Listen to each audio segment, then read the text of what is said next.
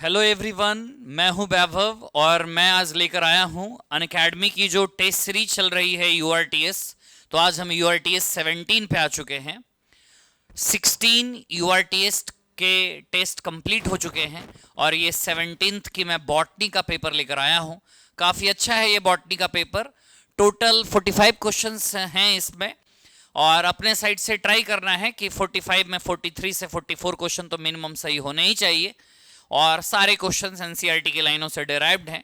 बीच बीच में कई सारे बड़े अच्छे क्वेश्चंस भी मिलेंगे, तो मेरे साथ करते चलना। मैं सॉल्व भी करता चला जा रहा हूं और तुम मेरे साथ करते करते चलो, है ना। तो देखो, पहला क्वेश्चन पूछा है cell cycle and cell division का, कि अगर किसी ऑर्गेनिज्म का एग है, ऑर्गेनिज्म कहने का मतलब उसका एग जो है वो हैप्लॉइड है, डीएनए पिकोग्राम में जो है वो 10 पिकोग्राम है। फिर पूछा है कि उसकी डिप्लॉयड सेल में कितना होगा। तो अगर n में उसकी वैल्यू 10 थी तो इसका मतलब 2n में उसकी वैल्यू 20 रही होगी। Having G2 phase of meiosis 2n। तो एक बात बताओ मुझे, अगर एग में फाइनल स्टेज में वो चीज हमारे पास आ रही है, इसका मतलब क्या, बाद में जब बंटवारा होकर 4 सेल्स बनेगी तो पहले 40 रहा होगा, तभी तो सारे में 10-10 में पॉसिबिलिटी बनेगी। इसका मतलब पहले कितना होना चाहिए, 40 पिकोग्राम यहाँ पे डिप्लॉयड सेल में होना चाहिए। तब मियोसिस की G2 फेज में जब तुम देखोगे तो पहले से वहां पे होना चाहिए 40 पिकोग्राम, तभी आगे आकर डिवीजन इस तरीके से होगा। ठीक है, नेक्स्ट क्वेश्चन।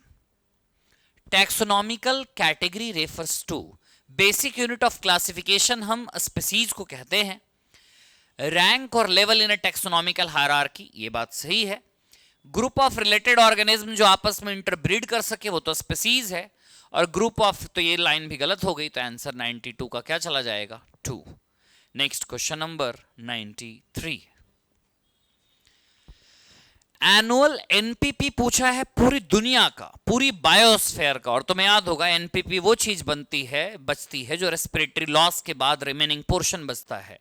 तो एनुअल एनपीपी पूरी दुनिया की अगर हम बात करें तो 170 बिलियन टन की एनपीपी देखने को मिलती है ना। 170 बिलियन टन, ठीक है, पूरी दुनिया की। 94 पे आ जाओ। सेल वॉल फंजाई में होता है, प्लांटी में भी होता है, मशरूम बैसिडियोमाइसिटीज से बिलोंग करता है। सुडोपोडिया, लोकोमोटरी और फीडिंग स्ट्रक्चर होते हैं स्पोरोजोअन में। स्पोरोजोअन में नहीं होता, अमीबॉइड प्रोटोजोअन में होता है सुडोपोडिया। और mitochondria power house of the cell है मोनरा को छोड़कर। तो आंसर 94 का अपना 3 चला जाएगा। ठीक है, सुडोपोडिया अमीबा का फीचर है, तो याद रखें। स्पोरोजोन्स का एग्जाम्पल मुझे बताओ कमेंट बॉक्स में, स्पोरोजोन में कौन सा प्रोटोजोन एग्जाम्पल में आएगा, ये बताना जरा। 95 में आ जाओ। साइनोबैक्टीरिया के एग्रीकल्चरल फील्ड्स में बड़ा इस्तेमाल है, क्योंकि इनका काम नाइट्रोजन फिक्सेशन में होता है। किसमें काम है इनका, नाइट्रोजन फिक्सेशन में। फोटोसिंथेसिस में डायरेक्टली कोई रोल तो नहीं है, तो मेनली इनका जो रोल होता है वो प्रॉपर फोटोसिंथेसिस में रोल होता है। तो इसका जो बेस्ट आंसर हमारे पास मिल रहा है वो नाइट्रोजन फिक्सेशन के रिगार्डिंग यहां पे जाएगा आंसर। क्लियर है यहां तक बात। नेक्स्ट, हेट्रोसिस्ट याद होगा तुम्हें, नाइट्रोजन फिक्सेशन करने वाले। ब्रायोफाइट्स को हम एम्फीबियंस कहते हैं प्लांट किंगडम का, क्योंकि ये सॉइल और वाटर दोनों पे डिपेंडेंट होता है। तो स्टेटमेंट 1 सही है और 2 गलत है। 96 का आंसर 2 चला जाएगा। 97 फटाफट करो।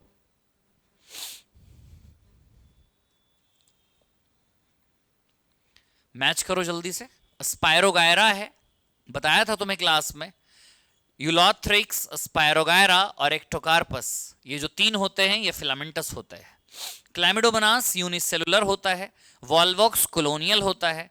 और कुछ जायंट मरीन फॉर्म्स होती है 100 मीटर की, जिसे हम कैल्प्स कहते हैं। तो ए का 2, बी का 1, ए का 2, बी का 1, सी का 3 और डी का 4। तो आंसर चला जाएगा 97 का फर्स्ट। ठीक है, 98। एक प्लांट है जो कि थैलस लेवल ऑफ ऑर्गेनाइजेशन को शो कर रहा है, एल्गी और bryophyta. It shows rhizoid, rhizoid तो एल्गी में है ही नहीं। It needs water to complete it life cycle because the male gamete are motile. Answer bryophytes. 98 का आंसर क्या चला जाएगा अपना, 4। नेक्स्ट, 99। शाइमॉस, एक है रेसमॉस जिसमें अनलिमिटेड ग्रोथ होता रहता है, और एक है साइमॉस जिसमें कांस्टेंट ग्रोथ होती है। तो साइमॉस इन्फ्लोरेसेंस में जो मेन एक्सिस होता है वो जाकर फ्लावर में टर्मिनेट हो जाता है। तो 99 का आंसर जाएगा 4। Ovary said to be half inferior बोला जा रहा है, तो पेरीगाइनस इसका एग्जाम्पल है प्लम, रोज, पी। हाइपोगाइनस का mustard, China rose, brinjal. Epigynous का guava, cucumber, ray florets of sunflower, Asteraceae family. 100 तक क्लियर है? 100 का आंसर जाएगा 2। 10 क्वेश्चन कर चुके हैं हम, 10 के 10 तुम्हारे सही होने चाहिए, ठीक है। Question number 101। Hilum is a scar on the seed coat through which the developing seeds were attached to the fruit above। तो X तो हो गया अपना हाइलम, एक ही ऑप्शन है, माइक्रोपाइल वाला फिर चला जाएगा। अ स्मॉल पोर जो होता है, above the hilum is a small pore जिसको हम बुलाते हैं माइक्रोपाइल, ठीक है बात। 101 का answer 2। The active chemical drug reserpine is obtained from Rauwolfia vomitoria। याद करो, डिफरेंट हिमालयन रेंजेस में मिलती है, इसकी पोटेंसी और कंसेंट्रेशन में काफी फर्क देखने को मिलता है, और एक टाइप का मेडिसिनल प्लांट इसका था। और हम लोग 3 टाइप की डाइवर्सिटी देखते थे, तो बताना ये कौन सा डाइवर्सिटी का बेस्ट एग्जांपल है। सारे के सारे एक सीटू में है, तो हमें चूज करना है इन सीटू कौन है। तो सैक्रेड ग्रोव्स जो होता है ये इन सीटू में है। चाहे हम खासी और जयंतिया हिल्स मेघालय की बात करें, या वेस्टर्न घाट की बात करें, सरगुजा, चंदा और बस्तर की बात करें, अरावली हिल्स इन राजस्थान की बात करें, वो सारे सैक्रेड ग्रोव्स में कंसीडर होते हैं। वाइल्ड लाइफ सफारी पार्क एक सीटू है, बोटैनिकल गार्डन एक सीटू है, seed bank, in vitro, cryo preservation सब एक सीटू है। तो आंसर क्या चला जाएगा? 2। इन सीटू हमसे पूछा था। नीट का ये फेमस क्वेश्चन है, पिछले 10 सालों में 8 से 9 बार ये क्वेश्चन आया है इन सीटू कंजर्वेशन और एक्स सीटू कंजर्वेशन पे। तो ये बड़ा ही इंपॉर्टेंट टॉपिक है, इसको तो अच्छे से याद रखना। Next question number 104। ये अच्छा क्वेश्चन है, इकोलॉजी का क्वेश्चन है, अपने साइड से ट्राई करो, क्या लग रहा है तुम्हें। Mister x is eating curd or yogurt. For this food intake in a food chain, he should be considered as occupying। अब सबसे पहली बात है कर्ड के बारे में, तो एक बात बताओ, कर्ड बनाई किससे जाती है? मिल्क से। और मिल्क पे डिपेंडेंट कौन होते हैं? काउ। तो सिंपल सी बात है, सबसे पहले हमारे पास हैं ग्रासेस, उन ग्रासेस पे है काउ, और काउ या काउ के बने हुए प्रोडक्ट्स को ही कोई इंसान इनटेक कर रहा है। मतलब ये T1, ये T2, ये T3, आंसर 3, T3 चला जाएगा, ठीक है। तो 104 का आंसर जाएगा 3। नेक्स्ट, ये बड़ा इंपॉर्टेंट क्वेश्चन है, ट्राई करें अपने साइड से। क्वेश्चन नंबर 105 पूछा है, कैरियोकाइनेसिस के वक्त में स्पिंडल फाइबर्स क्रोमोसोम से अटैच होते हैं, क्रोमोसोम के कौन से पोर्शन से अटैच होते हैं? तो तुम्हें याद होगा क्रोमोसोम में 2 काइनेटोकोर होता है, उसी काइनेटोकोर से इसके अटैचमेंट होती है। तो 105 का आंसर 4 चला जाएगा, ठीक है। 106 पे आ जाओ। इनमें से कौन सा ऐसा प्लांट है जो मौत के साथ एक म्यूचुअलिस्टिक रिलेशनशिप एस्टेब्लिश करता है? मीन्स 2 लोगों की जिंदगी एक दूसरे के बिना चल नहीं सकती, ऐसा कहां हो रहा है? तो ऐसा यक्का प्लांट में हो रहा है, और इस मौत का नाम है प्रोन्यूबा मौत। यक्का एंड प्रोन्यूबा, जिस तरीके से फाइकस या फिग एंड वास्प है, ऐसे ही यक्का एंड प्रोन्यूबा है। तो म्यूचुअलिस्टिक रिलेशनशिप है। हाँ भाई, the birth and death rate of 4 countries are given below, ठीक है। PQRS कंट्रीज हैं ये। Which one will have the least population growth rate? तो सिंपल तरीका है, B-D निकालो तो इसका 7 आएगा। B-D होता है ना, उससे ग्रोथ रेट निकल जाता है। 15 - 5, अरे 7 कहाँ, 15 - 5 तो 10 होता है। 25 - 10 15, 35 - 18 17, और 48 - 41 7। तो क्या पूछा है कि लिस्ट पॉपुलेशन ग्रोथ रेट, तो PQRS, S चला जाएगा। 107 का आंसर क्या जा रहा है? 4। सही है सबका? बोलो यार। नेक्स्ट, देखो भाई, कभी भी म्योटिक डिवीजन का तुमसे पूछा जाए तो सिंपल सा एक फॉर्मूला याद रखो, n plus n by four, इसको 5n/4 भी लिख सकते हैं। Here n is equal to number of seed, तो नंबर ऑफ सीड का कितना है, 100/4 करोगे तो 125 आ जाएगा, आंसर 4 चला जाएगा। ठीक है, तो 108 का आंसर आएगा 4। नेक्स्ट 109, एस्परजिलस नाइजर से सिट्रिक एसिड ऑब्टेन करते हैं। एस्परजिलस नाइजर एक फंजाई होता है जिससे ऑब्टेन करते हैं हम। एसिटोबैक्टर नाम के बैक्टीरिया से एसिटिक एसिड ऑब्टेन होती है। क्लोस्ट्रिडियम ब्यूटिलिकम से ब्यूट्रिक एसिड ऑब्टेन होती है, और लैक्टोबैसिलस से हम लैक्टिक एसिड ऑब्टेन करते हैं। ये तीनों जो ऑब्टेन कर रहे हैं हम बैक्टीरिया से, लेकिन बस यही इकलौता ऐसा है जिसको यहाँ पे हम फंजाई से ऑब्टेन कर रहे हैं, और उसी फंजाई का नाम है एस्परजिलस नाइजर। कमेंट में बताओगे फंजाई की 4 क्लासेस हैं, उनमें से कौन से क्लास से ये बिलोंग करेगा। 110 नंबर। सेल थियरी देने वाले, फॉर्मुलेट करने वाले का नाम था स्लिडन एंड स्वान। बड़ा कंफ्यूजन होता है इसमें बच्चों को, मैं कुछ लैंग्वेज बोल रहा हूं और आंसर भी बोलता जाऊंगा।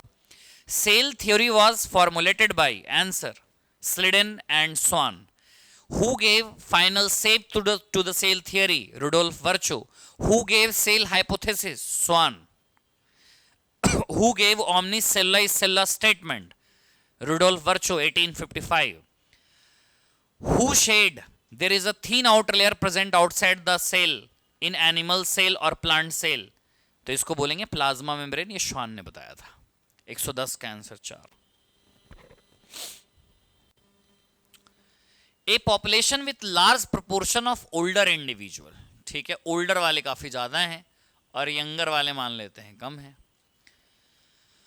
तो ये पॉपुलेशन बहुत तेजी से ग्रो तो नहीं करेगी, डिक्लाइन वाले में, ग्राफ में आ जाएगा। किस में आएगा, तो 111 का आंसर चला जाएगा तुम्हारे पास 3। ठीक है, डिक्लाइन चला जाएगा। नेक्स्ट 112 करो यार।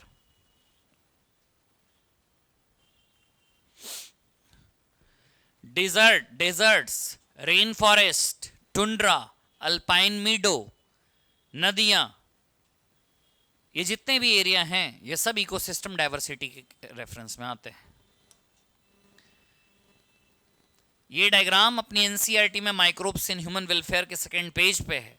इस डायग्राम एक वायरस का डायग्राम है और इस वायरस का नाम है एडिनो वायरस, और इससे रेस्पिरेटरी इंफेक्शंस होती हैं। आंसर जाएगा 2। 114, अगर हम क्रोमोसोम्स की मॉर्फोलॉजी को देखना चाहते हैं और क्रोमोसोम्स के नंबर को काउंट करना चाहते हैं तो मेटाफेज से बेहतर कोई हो नहीं सकता। लेकिन अगर हमसे पूछे क्रोमोसोम्स की शेप को बड़े अच्छे से हमें स्टडी करना है, क्रोमोसोम्स के शेप को स्टडी करने के लिए एनाफेज से बेस्ट कुछ नहीं हो सकता। उसमें 4 टाइप की शेप बनती है, VLJI।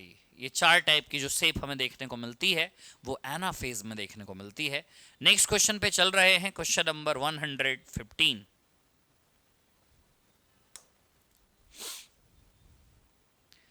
Root hair unicellular, stem hair multicellular, जिसे ट्राइकोम्स कहते हैं। ट्राइकोम्स के कारण वाटर लॉस को प्रिवेंट करोगे ना, ट्राइकोम्स के कारण तो जो ट्रांसपिरेशन से वाटर लॉस हो रहा है वो काफी कम हो जाएगा। तो 115 का आंसर चला जाएगा तुम्हारा 3। 116, क्या पूछा है, सेंट्रियोल के बारे में इनकरेक्ट। पहला तो सही है, perpendicular. Central proteinaceous hub is missing, नहीं, सेंट्रल प्रोटेनेशियस पार्ट हब कहते हैं जो सेंट्रियोल के टीएस में देखने को मिलता है। हर एक सेंट्रियोल का ऑर्गेनाइजेशन मानो कार्टवील अरेंजमेंट टाइप का होता है। सेंट्रोसोम में 2 सिलिंड्रिकल सेंट्रियोल परपेंडिकुलरली अरेंज्ड होते हैं। तो इनकरेक्ट अपना हो गया 116 का आंसर 2। 117, ये बड़ा अच्छा क्वेश्चन है। ठीक है, अब यहां पे देखो जरा,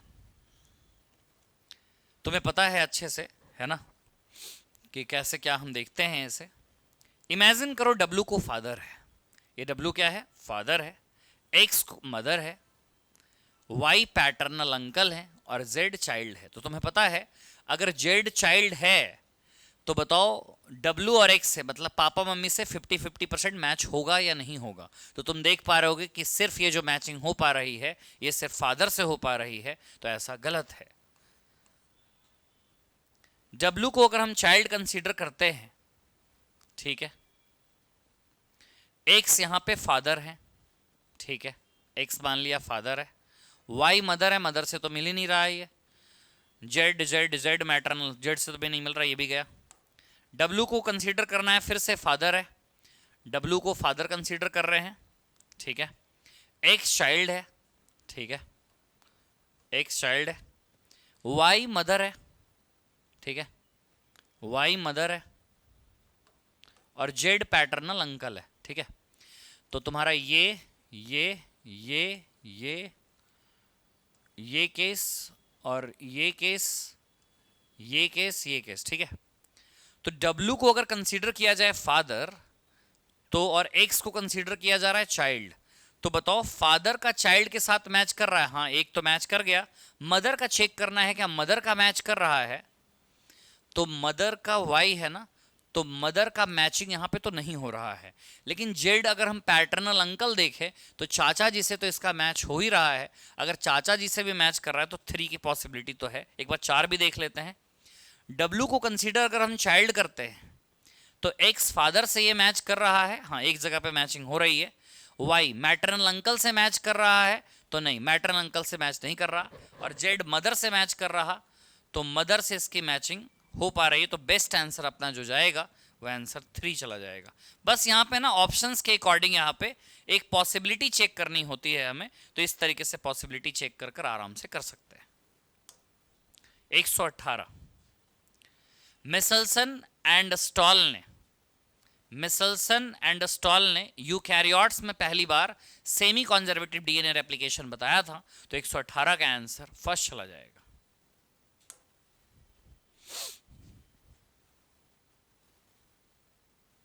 एक सेकंड, सॉरी यार, यूकैरियोट्स में बताया था, टेलर ने बताया था। मिसलसन एंड स्टॉल ने तो प्रोकैरियोट्स में बताया था। आंसर क्या चला जाएगा 4, ठीक है। 118 का आंसर 4 जाएगा। चलो भाई 119, ये तुम्हें करना है। रेपिटेटिव सीक्वेंस बहुत बड़ा पोर्शन है ह्यूमन जीनोम का। रेपिटेटिव सीक्वेंस का डायरेक्टली कोडिंग में कोई काम नहीं होता। असर्सन सही है, रीजन गलत है, तो 119 का आंसर 3 चला जाएगा। 120 जल्दी से करो फटाफट, सिंपल क्वेश्चन है। एल्गी की सेल वॉल 4 चीजों से मिलकर बनी होती है। Cellulose, galactan, mannan, mineral. Cellulose, galactan, mannan, mineral, ठीक है। तो 120 का आंसर 3 चला जाएगा। एल्गी की सेल वॉल बनी होती है सेलुलोज, हेमिसेलुलोज, पेक्टिन और प्रोटीन से। Phenyl ketonuria, down syndrome, physical and mental retardation, Turner syndrome और क्लाइनफेल्टर। टर्नर होता है फीमेल्स को, तो स्टेराइल फीमेल। क्लाइनफेल्टर ये मिसमैच पूछा है ना। यूरिन टर्न्स ब्लैक, ये ब्लैक यूरिन डिजीज नहीं है, वो अलग बीमारी है, ठीक है। तो आंसर चला जाएगा फर्स्ट।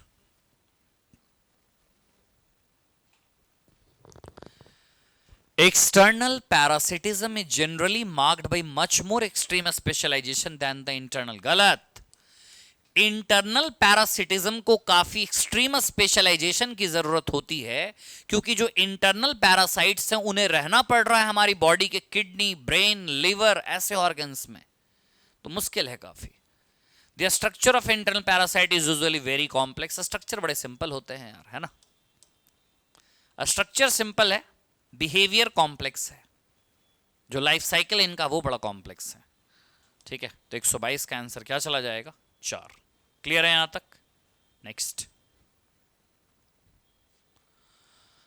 हाँ भाई इसका देखो। A boy, a child has blood group O, ठीक है। A father has blood group A and mother has blood group B, ठीक है। जीनोटाइप बताना है पेरेंट्स का। O आया है तो चांसेस हैं कि यहाँ पे IO, IO, IA, IO, IB, IO cross कराओगे तो यही पॉसिबिलिटी तो बनती है ना। तो आंसर चला जाएगा 2। 123 का आंसर जाएगा 2। स्मॉल आई लिख रहे हैं मतलब IO लिख रहे हैं, रिसेसिव के केस में लिखते हैं वैसे। Phenotypic and genotypic ratio is similar in case of. Phenotype genotype similar हो जाना ऐसा केस है इनकम्प्लीट डोमिनेंस का, वहां फिनोटाइप भी सेम, जीनोटाइप भी सेम। कमेंट में बताएंगे सेम होकर कितना होगा। 124 तक कर चुके हैं, जल्दी से करो फटाफट।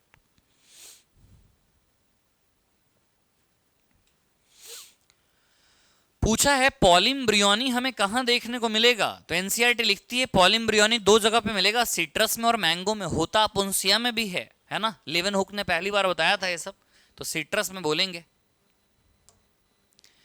अगर इंडोस्पर्म जो एंजियोस्पर्म का है उसमें 3n की प्लॉइडी 24 है, तो क्रोमोसोम गैमेट्स में कितने हो जाएंगे, तो सिंपल है 8 हो जाएगा। 2n का वैल्यू यहां पे 16 हो जाएगा, तो हमसे गैमेट पूछा है तो 8 चला जाएगा। 126 का answer first. 127, select the correct option regarding the ploidy level of different structure. ठीक है, न्यूसेलस 2n होता है, एमएमसी 2n होता है, फंक्शनल मेगास्पोर n होता है। 127 का answer 3। 128, different kind of structure develop होते हैं प्लांट में अलग अलग फेज में, this ability is called plasticity. इसको क्या बुलाएंगे हम, प्लास्टिसिटी बोलते हैं। तभी तो दो टाइप की हेट्रोफिली भी देखने को मिलती है, डेवलपमेंटल हेट्रोफिली और एनवायरमेंटल हेट्रोफिली। एनवायरमेंटल हेट्रोफिली का बेस्ट एग्जांपल है बटरकप, और डेवलपमेंटल हेट्रोफिली में 3 चीजें आती हैं, कॉटन, कोरिएंडर और larkspur. Most widely use compound is a source of C2H4, ethephon कहते हैं इसे, इथाइलिन का सबसे फेमस कंपाउंड यही है। 130, ऑक्सीडेटिव फॉस्फोरिलेशन का इंड प्रोडक्ट क्या है, तो ATP आएगा प्लस साथ में H2O आएगा, ऑक्सीजन नहीं हो सकता है इसका। 130 का आंसर जाएगा 130 का 4। चलो फटाफट करो 131।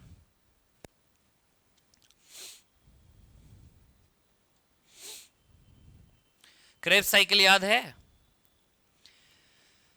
क्रेब्स साइकिल में जब हम सक्सेनिक एसिड से फ्यूमरिक एसिड बना रहे होते हैं सक्सेनेट डिहाइड्रोजनेज एंजाइम के इस्तेमाल से, तो वहां पर हम इस्तेमाल करते हैं FAD का, और FAD डालते ही वहां से वो कन्वर्ट हो जाता है, रिड्यूस हो जाता है, FADH2 में कन्वर्ट हो जाता है। 131 का आंसर 3।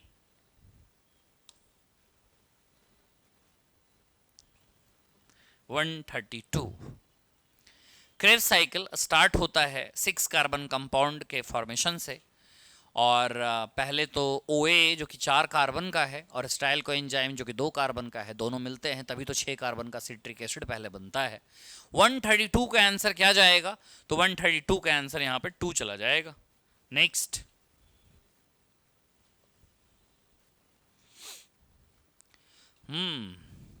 पूछा है हमसे इसमें लाइट रिएक्शन और डार्क रिएक्शन। ठीक है, लाइट रिएक्शन को बायोसिंथेटिक फेज नहीं बुलाएंगे हम, डार्क रिएक्शन को बुलाते, उल्टा लिख रखा है।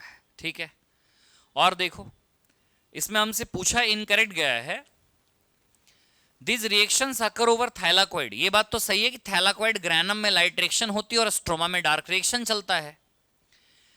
हम लाइट रिएक्शन में ATP NADPH बना पाते हैं, वहां पे NADPH ATP कंज्यूम हो जाता है, ये डायरेक्टली डिपेंडेंट होती है लाइट पे, ये लाइट रिएक्शन के प्रोडक्ट पे डिपेंडेंट है। तो सिर्फ और सिर्फ तुम देखोगे ना पहला स्टेटमेंट ही गलत है सिर्फ, बाकी सारे के सारे सही हैं, तो 133 का आंसर 4 जाएगा।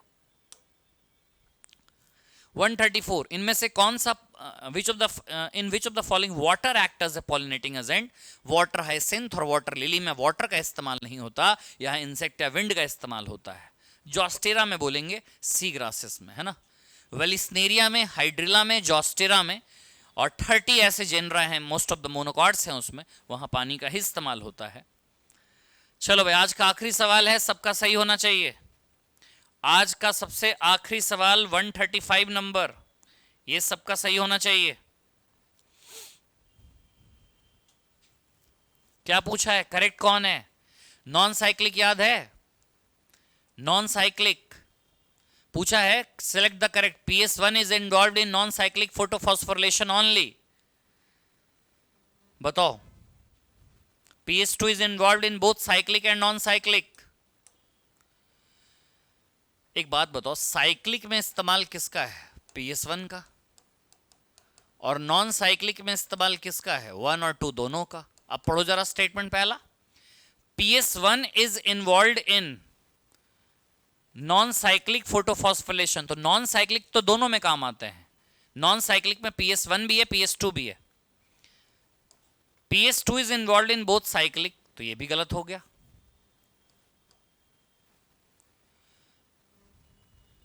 Stroma lamellae membrane possesses PS1 only.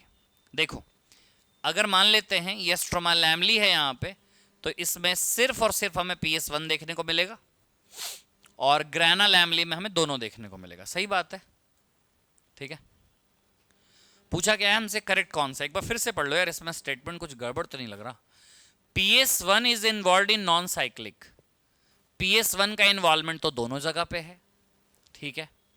PS2 is involve in both cyclic and non cyclic, ये तो गलत हो गया, PS2 का दोनों जगह इस्तेमाल है नहीं। तीसरा सही है, तो पूछा है करेक्ट कौन सा है, तो ओनली 3, 135 का आंसर चला जाएगा 3।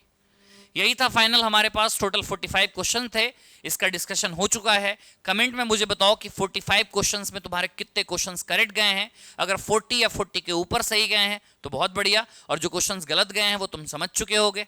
लास्ट के कुछ दिन बचे हैं, है ना, 3 से 4 दिन बचे हैं नीट एग्जाम के। अपने तरफ से पूरा एफर्ट लगाएं और नीट में अच्छे से अच्छा नंबर स्कोर करें। बायो में ट्राई करें, अभी भी टाइम इतना है कि 11th और 12th बायो आराम से रिवाइज हो सकती है, ठीक है। एक दिन 11th लेकर बैठे, एक दिन 12th लेकर बैठे और पूरा रिवीजन आराम से हो जाएगा, ठीक है। और नीट में अच्छा स्कोर करें। ऑल द बेस्ट नीट के लिए, लेट्स क्रैक इट।